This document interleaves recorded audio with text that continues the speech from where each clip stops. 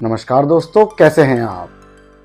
सोच बदलो इंडिया की तरफ से आज से मैं स्टार्ट करने जा रहा हूं फाइनेंशियल नॉलेज सीरीज, जहां हम फाइनेंशियल प्रोडक्ट्स के ऊपर में बातें किया करेंगे। तो आज एपिसोड नंबर 1 में मैं आपसे बात करूंगा कि म्यूचुअल फंड आखिर होता क्या है। तो आइए हम विस्तार से जानते हैं। दोस्तों, अगर आपकी सैलरी हर महीने आपके बैंक अकाउंट में आती है और कुछ दिन बाद आप सोचते हैं पता ही नहीं चला पैसा कहाँ गया, तो आज का वीडियो आपके लिए बहुत इंपॉर्टेंट हो सकता है, क्योंकि आज हम बात करेंगे एक ऐसे इन्वेस्टमेंट ऑप्शन की जिसका नाम आपने शायद बहुत बार सुना होगा। जी हाँ, म्यूचुअल फंड। लेकिन सवाल है, म्यूचुअल फंड आखिर होता क्या है? क्या इसमें पैसा लगाने से पैसा डबल हो जाता है? क्या म्यूचुअल फंड सिर्फ अमीर लोग करते हैं? और सबसे बड़ा सवाल, क्या एक आम सैलरीड पर्सन भी म्यूचुअल फंड में निवेश कर सकता है? आज इन सभी सवालों को बिल्कुल आसान भाषा में समझेंगे। तो आइए सबसे पहले समझते हैं म्यूचुअल फंड क्या है। मान लीजिए आपके पास 1000 रुपीज है। आप चाहते हैं कि आपका पैसा सिर्फ बैंक अकाउंट में पड़ा ना रहे, बल्कि लॉन्ग टर्म में ग्रो हो। लेकिन आपको यह नहीं पता कि कौन सा शेयर खरीदना है, किस कंपनी में पैसा लगाना है, कितना पैसा किस इन्वेस्टमेंट में रखना है, और मार्केट कब ऊपर जाएगा और कब नीचे। यहीं पर म्यूचुअल फंड आपकी मदद करता है।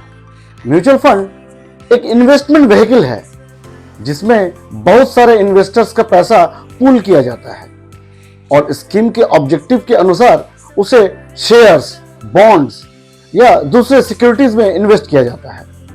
इस इन्वेस्टमेंट को मैनेज करने के लिए प्रोफेशनल फंड मैनेजर्स और उनकी इन्वेस्टमेंट की टीम होती है। तो चलिए एक आसान सा उदाहरण देख लेते हैं। मान लीजिए एक कॉलोनी में 1000 लोग रहते हैं। हर व्यक्ति ने 1000 जमा किए, तो कुल पैसा कितना हुआ? जी हाँ, पूरे 10 लाख। अब अगर हर व्यक्ति अकेले अकेले इन्वेस्टमेंट करने लगे तो हर किसी को मार्केट को समझना पड़ेगा। लेकिन अगर ये पैसा एक म्यूचुअल फंड स्कीम में पूल किया जाए तो स्कीम के मैंडेट के अनुसार प्रोफेशनल टीम उस 10 लाख को अलग अलग इन्वेस्टमेंट्स में लगा सकती है। यानी आपका पैसा प्लस दूसरे इन्वेस्टर्स का पैसा, और वो आता है म्यूचुअल फंड स्कीम में। फिर वो mutual fund schemes shares, bonds या फिर अदर सिक्योरिटीज में निवेश करते हैं। यही है म्यूचुअल फंड का बेसिक कॉन्सेप्ट। तो म्यूचुअल फंड में हमें क्या मिलता है? उदाहरण के लिए, अगर किसी स्कीम की नेट एसेट वैल्यू यानी कि नेव 20 रुपए है और आपने 1000 इन्वेस्ट किया है, तो लगभग 50 यूनिट्स मिल सकती हैं, एप्लीकेबल चार्जेस और टैक्सेस को ध्यान में रखने से पहले। अब अगर भविष्य में नैब बढ़कर 25 रुपए हो जाती है तो आपकी 50 यूनिट्स की वैल्यू लगभग 1250 रुपए हो जाएगी।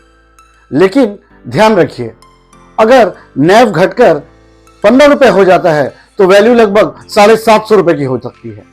यानी म्यूचुअल फंड में रिटर्न्स गारंटीड नहीं है। तो दोस्तों, सवाल यह आता है कि क्या म्यूचुअल फंड में रिस्क है? जी हां, बिल्कुल है, और यही बात समझना जरूरी है। म्यूचुअल फंड का नाम सुनकर यह मत सोचिए कि म्यूचुअल फंड मतलब गारंटेड रिटर्न्स। ऐसा नहीं है। रिस्क इस बात पर निर्भर करता है कि आपका पैसा किस प्रकार की स्कीम में इन्वेस्ट किया गया है।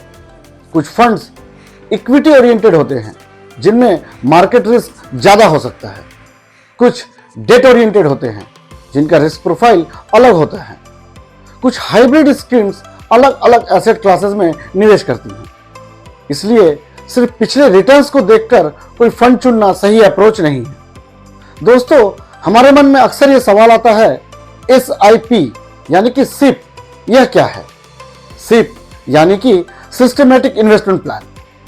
इसका मतलब यह है कि आप एक फिक्स्ड अमाउंट को नियमित अंतराल पर किसी म्यूचुअल फंड स्कीम में इन्वेस्ट करते हैं। मान लीजिए आपकी सैलरी 40,000 रुपए है। आप डिसाइड करते हैं मैं हर महीने 5,000 का इन्वेस्टमेंट करूंगा। तो आप हर महीने 5,000 की SIP कर सकते हैं। अब मार्केट कभी ऊपर होगा, कभी नीचे जाएगा, लेकिन आप नियमित रूप से निवेश करते रहते हैं। इसी वजह से SIP लॉन्ग टर्म इन्वेस्टिंग का एक पॉपुलर तरीका है। लेकिन याद रखें, SIP कोई अलग इन्वेस्टमेंट प्रोडक्ट नहीं है। यह म्यूचुअल फंड में नियमित रूप से निवेश करने का बस एक तरीका है। दोस्तों, लोग यहां सबसे बड़ी गलती क्या करते हैं? बहुत सारे लोग कहते हैं पिछले साल इस फंड ने 25% रिटर्न्स दिया है, मैं इसी में पैसा लगाऊंगा। लेकिन यह जरूरी नहीं कि अगले साल भी वह रिटर्न 25% ही मिले।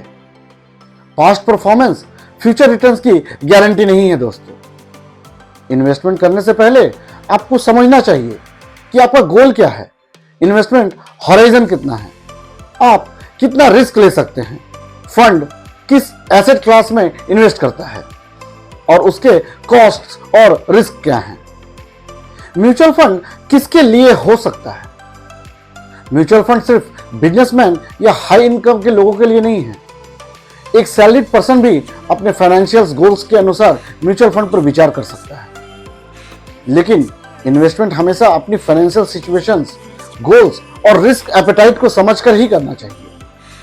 और अगर आप बिगिनर हैं तो पहले फाइनेंशियल बेसिक समझिए, फिर इन्वेस्टमेंट डिसीजन लीजिए।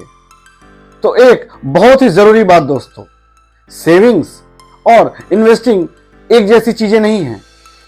सेविंग का मतलब है आप पैसा बचा रहे हैं और इन्वेस्टिंग का मतलब है आप अपने पैसे को ऐसे एसेट्स में लगाने की कोशिश कर रहे हैं जिनसे समय के साथ वेल्थ क्रिएट हो सकती है। लेकिन इन्वेस्टिंग में रिस्क होता है, इसलिए जल्दी अमीर बनने के चक्कर में इन्वेस्टमेंट मत कीजिए। लंबे समय में फाइनेंशियली स्ट्रॉन्गर बनने के लिए इन्वेस्टमेंट को समझिए। तो आज हमने सीखा म्यूचुअल फंड्स क्या है। एक ऐसी व्यवस्था जहां कई इन्वेस्टर्स का पैसा पूल किया जाता है और स्कीम के ऑब्जेक्टिव के अनुसार अलग अलग सिक्योरिटीज में इन्वेस्ट किया जाता है। लेकिन याद रखिए दोस्तों, म्यूचुअल फंड कोई मैजिक नहीं है, रिटर्न्स गारंटीड नहीं है और सही इन्वेस्टमेंट वही है जो आपके गोल और रिस्क के हिसाब से सही हो। और अगर आप फाइनेंशियल नॉलेज को जीरो से समझना चाहते हैं तो सोच बदलो इंडिया की इस नई फाइनेंशियल नॉलेज सीरीज को जरूर फॉलो कीजिए, क्योंकि पैसा कमाना जरूरी नहीं है, लेकिन पैसे को समझना उससे भी ज्यादा जरूरी है। मैं मिलूंगा अगले एपिसोड में एक बहुत ही इंपॉर्टेंट सवाल के साथ। जी हाँ, सिप क्या है और 5,000 की सिप से लॉन्ग टर्म में कितना पैसा बनाया जा सकता है। तब तक याद रखिए दोस्तों, सोच बदलो, फाइनेंशियल फ्यूचर बदलो। धन्यवाद।